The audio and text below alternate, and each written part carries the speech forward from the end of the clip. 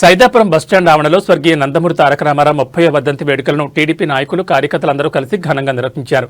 అనంతరం ఎన్టీఆర్ చిత్రపటానికి పూలమాలలు వేసి నివాళులర్పించారు. ఈ కార్యక్రమంలో మండల టీడీపీ అధ్యక్షుడు సుబ్రహ్మణ్యం రాజు, సొసైటీ అధ్యక్షుడు అమ్మినేని సుబ్రహ్మణ్యం నాయుడు, మండల ఉపాధ్యక్షుడు బరిగొండ సురేంద్ర, ప్రధాన కార్యదర్శి భాస్కర్ నాయుడు, టీడీపీ పట్టణ అధ్యక్షుడు బరిగొండ మల్లికార్జునరావు పాల్గొన్నారు.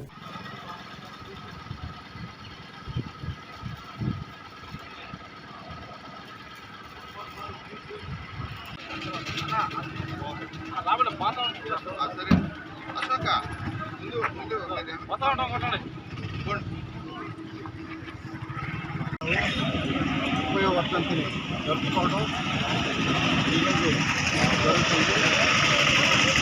తెలుగుదేశం పార్టీ వ్యవస్థాపకులు 9 నెలల్లోనే పార్టీని అధికారంలో తీసుకొచ్చినటువంటి వ్యక్తి, సంక్షేమం అభివృద్ధిని ఆంధ్ర రాష్ట్రానికి పరిచయం చేసినటువంటి వ్యక్తి మన ఎన్టీ రామారావు గారు.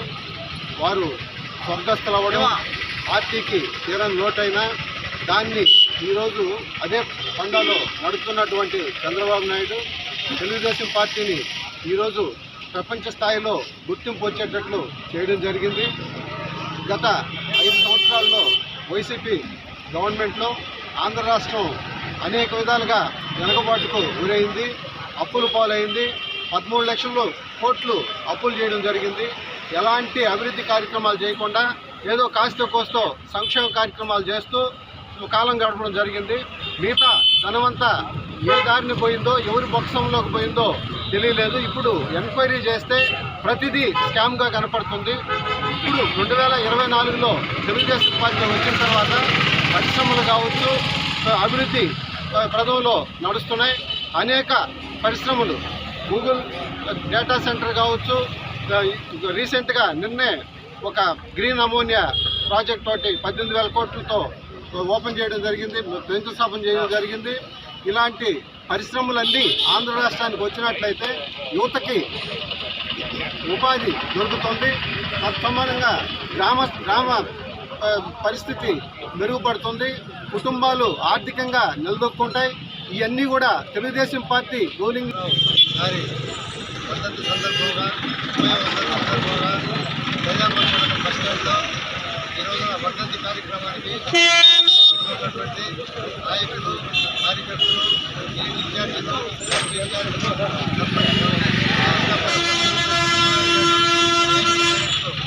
నాగరిక గారు, అదేవిధంగా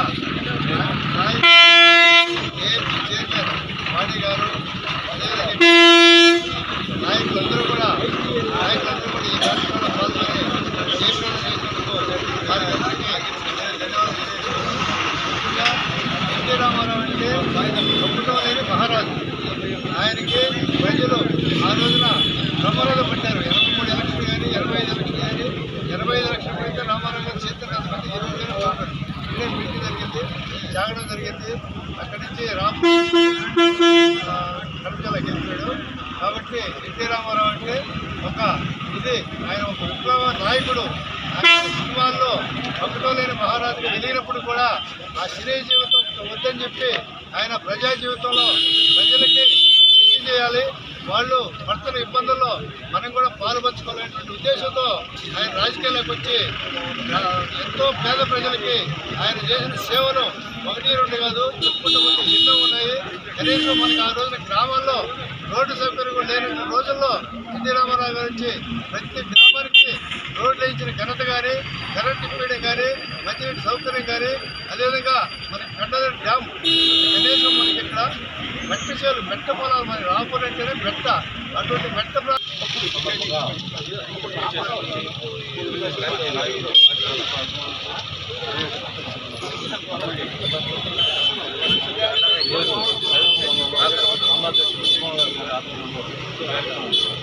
నిర్వహించడం జరిగింది. ఎన్టీఆర్ ఒక పేరు కాదు, బ్రాండ్. ఎన్టీఆర్ సామాన్య రైతు కుటుంబంలో నిర్మించి కష్టపడి చదివి ఉద్యోగం సంపాదించుకొని ఆ ఉద్యోగంలో కూడా అవినీతి అక్రమాలు జరుగుతున్నాయని ఆ ఉద్యోగాన్ని కూడా వదులుకొని తర్వాత సినీ ప్రవేశం చేయడం జరిగింది. ఆయన మన దేశంతో దాటి మేజర్ చంద్రవంత్ వరకు తెలుగు, తమిళ, హిందీ భాషల్లో 300 చిత్రాలకు పైగా నటించి ఒకటో లేని మహారాజుగా మంచి పేరు సంపాదించుకున్న తర్వాత మనల్ని ఇంత దూరం ఆదరించిన ప్రజలకు ఏవైనా చేయాలనే ఉద్దేశంతో సమాజమే దేవాలయం, ప్రజలే దేవుళ్ళు అనే విధానంతో నేను తెలుగువాడిని, నాది తెలుగుదేశం పార్టీ అని కనిపిస్తూ ఆ రోజు ఎన్టీఆర్ అంటే చూడగలం అనుకున్నప్పుడు ఆయన ప్రజల్లోకే వచ్చి ఈదల్లో స్నానాలు చేసుకుంటూ ప్రజలకు మరింత చేరువై పార్టీ పెట్టిన 9 నెలలకే అధికారం చేర్చుకోవడం జరిగింది.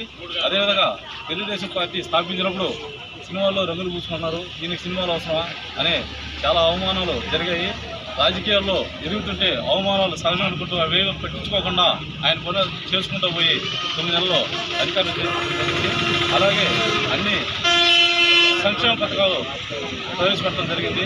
ఈరోజు కొనసాగిస్తున్నారు. కానీ పట్టపక్క వాళ్ళు కూడా ఎన్టీఆర్ పథకాలని తీసే పరిస్థితిలో లేరు.